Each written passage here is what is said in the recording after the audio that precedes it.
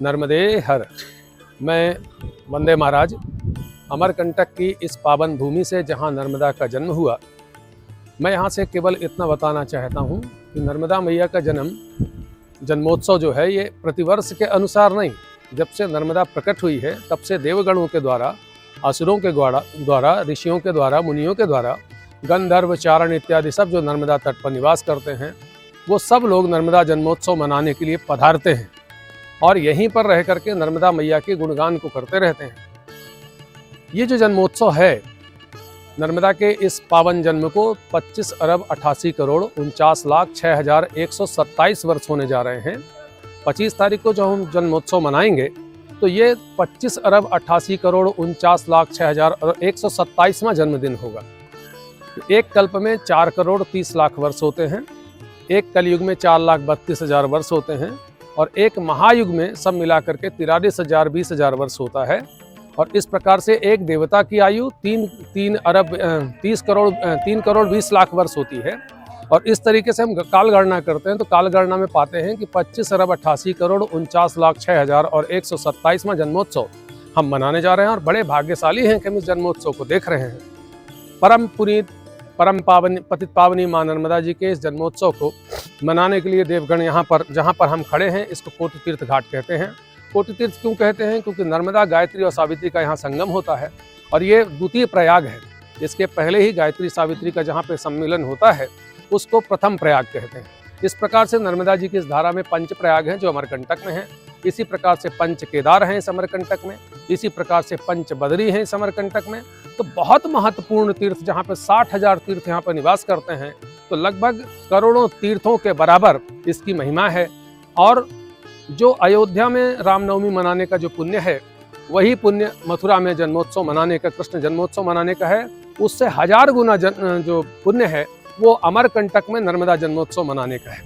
इस प्रकार से इसकी महिमा जो है दिव्य है, भव्य है और अत्यंत पुण्य को प्रदान करने वाली है। और जितना पुण्य उतना सुख और जितना पाप उतना कष्ट होता है। संसार में मनुष्यों को यदि कष्ट नहीं चाहिए तो अमरकंटक आकर के नर्मदा जन्मोत्सव में हर्षोल्लास के साथ तन मन धन और जिस प्रकार से सेवा में ऐसा सहयोग करते हुए, नर्मदा का गुणगान करते हुए रात्रि जागरण करना चाहिए। और इसकी तैयारी में जैसे 24 तारीख को रथ यात्रा है, माँ नर्मदा अपने परम पावन इस धरती में भ्रमण करके लोगों का दुख सुख देखने के लिए निकलती हैं।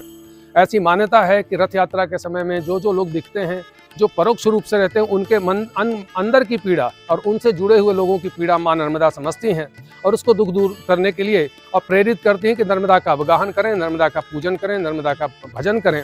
और इसी प्रकार से फिर संकीर्तन में जो 24 घंटे नमो नर्मदा माई रेवा पार्वती वल्लभ सदा शिवा, ये नर्मदा जी की जो नामावली है, इसका जो उच्चारण करता है 24 घंटे में निरंतर करता है तो उसके कई जन्मों के पाप नर्मदा जी नष्ट करते हैं। स्मरणात् जन्मजम पापम दर्शनेन त्रिजन्मजम स्नानात् जन्म सहस्त्राख्यम हंत रेवा कलयुगे। ऐसी महिमा नर्मदा जी की है। इसके बाद बाबा भोलेनाथ का आपने देखा होगा, नर्मदा मंदिर में जब जाएंगे दर्शन करने तो माँ का मंदिर सामने है और सामने में बाबा का मंदिर है। जैसे कैलाश पर्वत पर पार्वती और शिव बैठे हैं, परम रम्य गिरिवर कैलासु जहाँ सदा शिव उमा निवासु।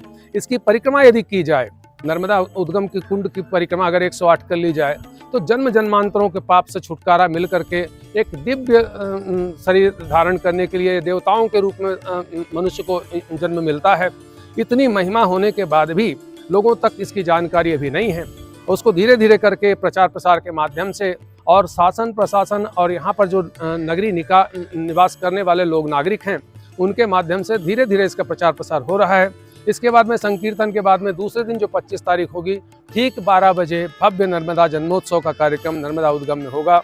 उसके बाद कन्याओं के पूजन के लिए हजारों कन्याएं पूजी जाती हैं और फिर लाखों लोग भंडारे में शामिल होकर के नर्मदा जी का प्रसाद प्राप्त करते हैं। उसके बाद रंगारंग कार्यक्रम होता है, कुछ संस्कृति विभाग की तरफ से, कुछ सांस्कृतिक कार्यक्रम की तरफ से, कुछ नर्मदे हर सेवा न्यास की तरफ से, कुछ जो अमरकंटक में जो लोक कलाएँ हैं उनके माध्यम से, और सबका सहयोग रहता है। उसमें पत्रकार बंधु रहते हैं, उसमें सरकारी अधिकारी रहते हैं, उसमें नेतागण रहते हैं, उसमें पुजारी पंडा रहते हैं, उसमें बाबा साधु रहते हैं। इस प्रकार से आप मानेंगे कि जैसे पूर्व में नर्मदा के जन्म के समय में ये सब प्रकार के लोग वहाँ उपस्थित थे, गंधर्व, चारण, नाग इत्यादि सब उसी रूप में आज मानव रूप में आकर के नर्मदा जन्मोत्सव मनाते हैं। और इसकी भव्यता मुझको नहीं लगता कि संसार में इतना अपार आनंद कहीं होगा जो अमरकंटक में उस दिन विद्यमान रहता है। नर्मदे हर।